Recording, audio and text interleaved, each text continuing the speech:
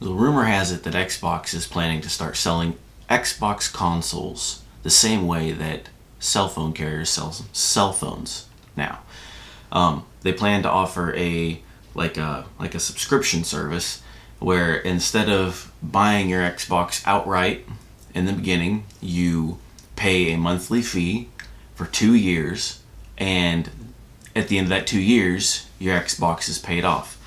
It includes Xbox Game Pass, and it includes Xbox Live Gold, and that's it. And the console.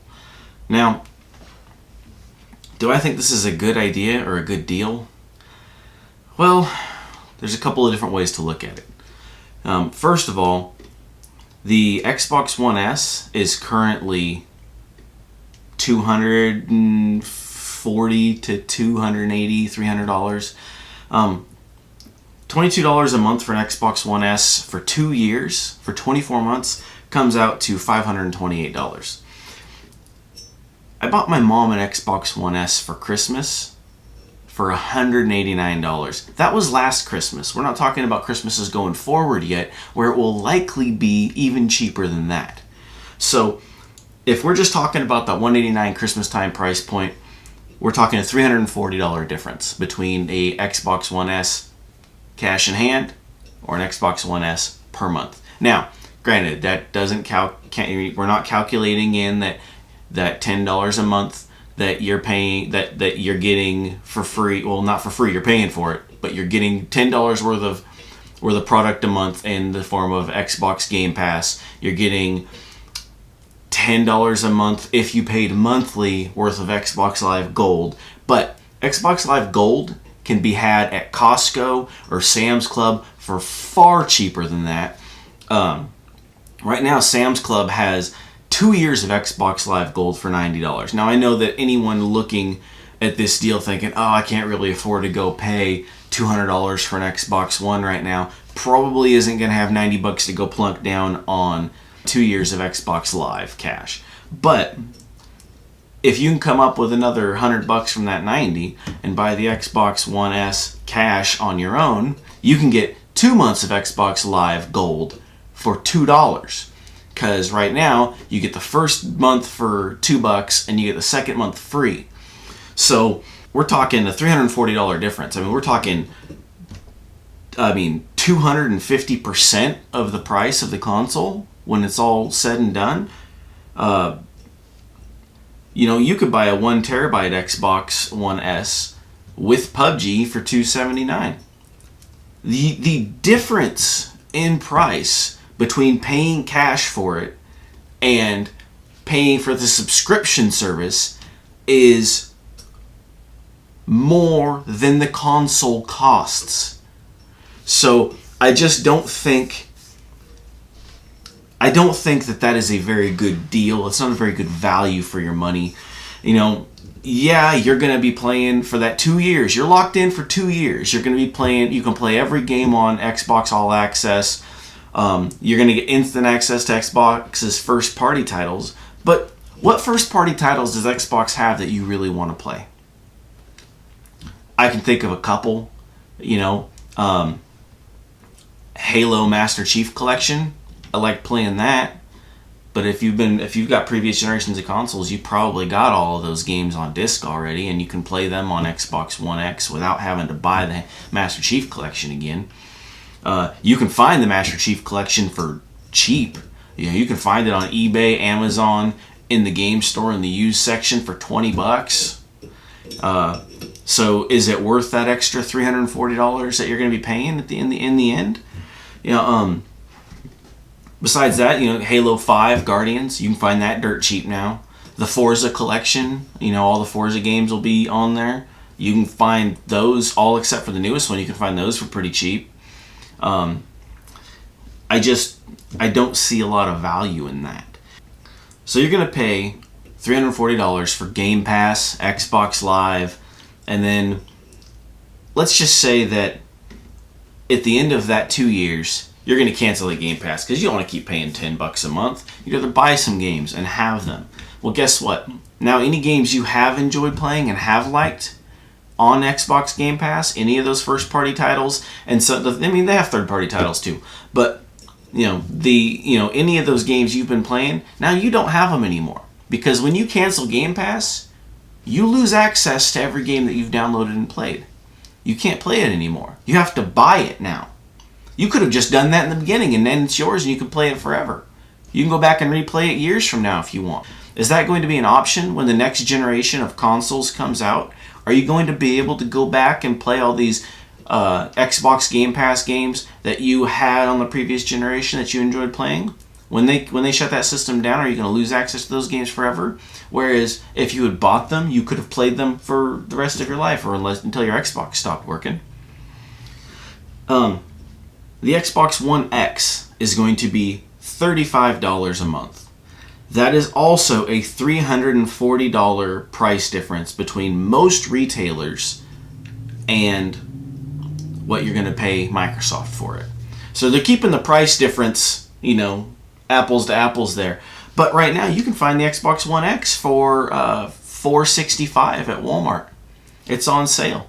And I imagine that that is just the beginning of price drops that are coming for the Xbox One X. It's hitting that point in its lifespan where you're going to start to see that price slide south.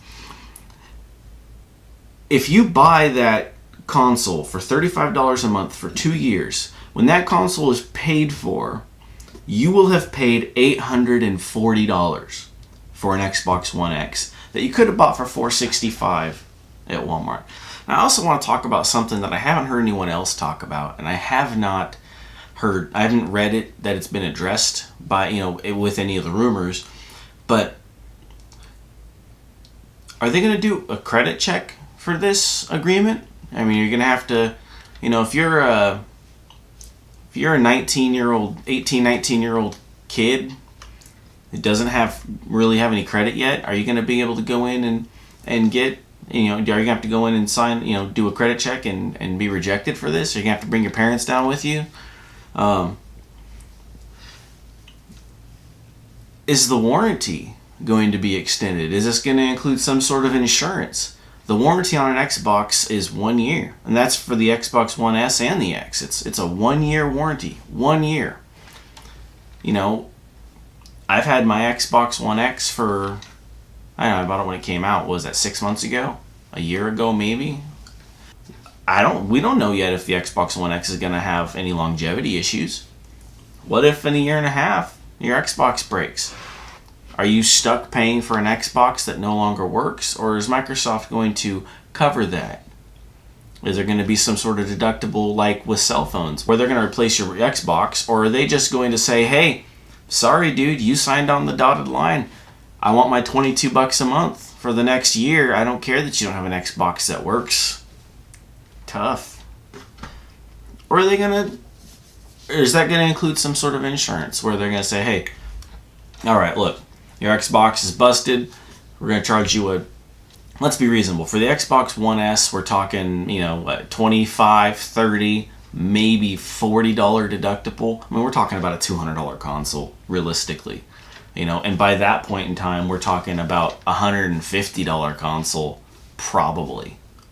I could see the Xbox One S hitting that price point maybe this holiday season. $150, we're only $40 off of what it was last year. So, there are still some things I'd like to see addressed, and they're probably gonna not be addressed until Microsoft makes an official announcement.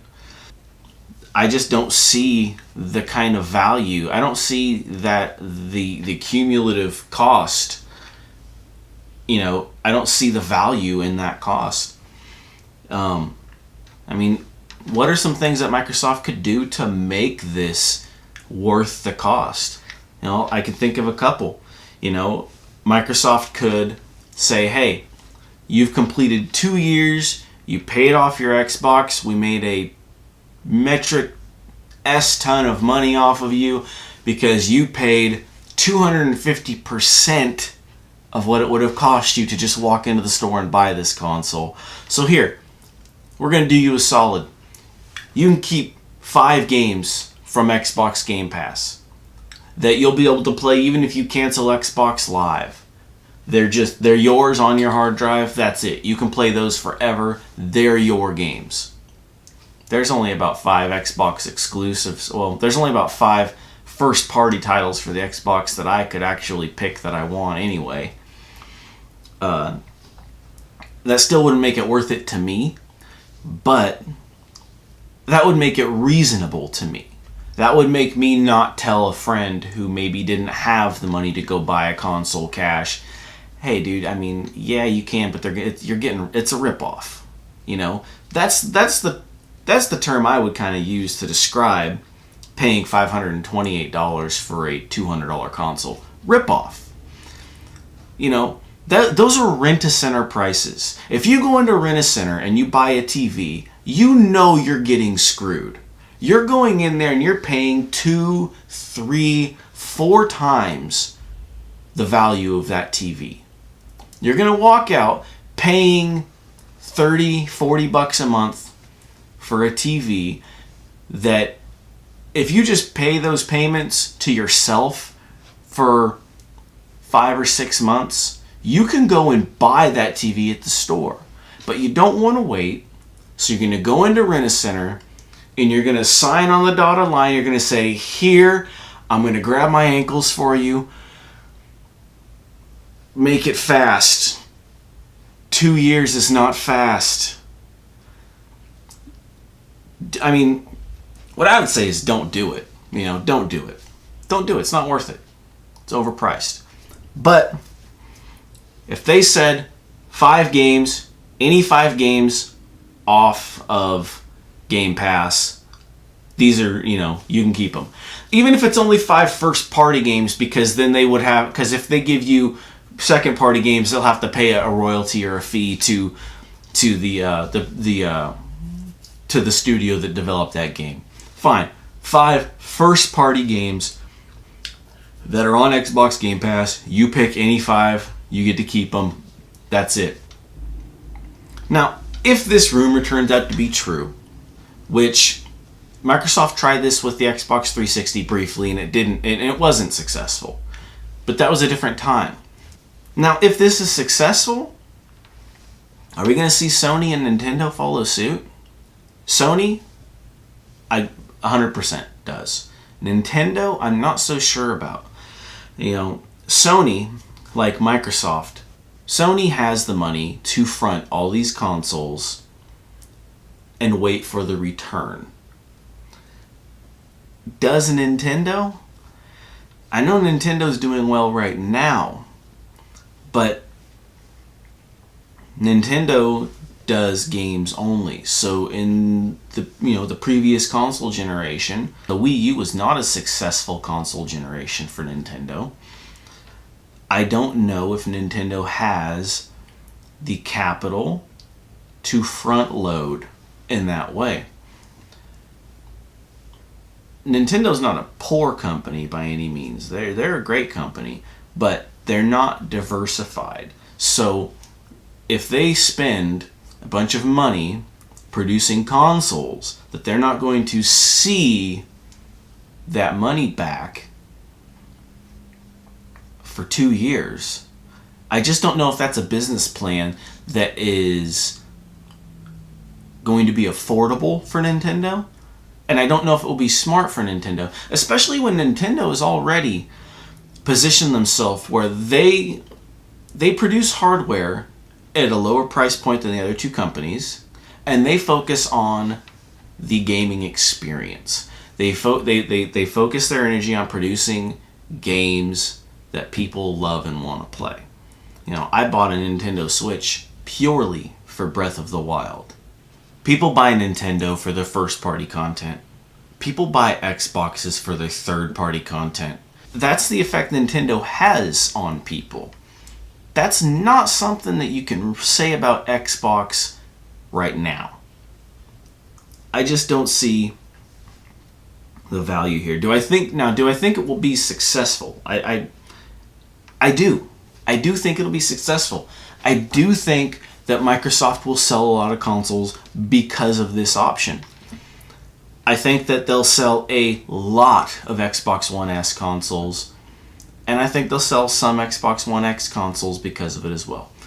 But I think that that the big cash cow for them is going to be the Xbox One S, and it's going to be a huge, huge profit maker for them because they're selling Xbox One S for essentially 250% of what you would buy it for at the store. That's what they're doing. And that is a massive increase over the profitability of you just buying one at the store.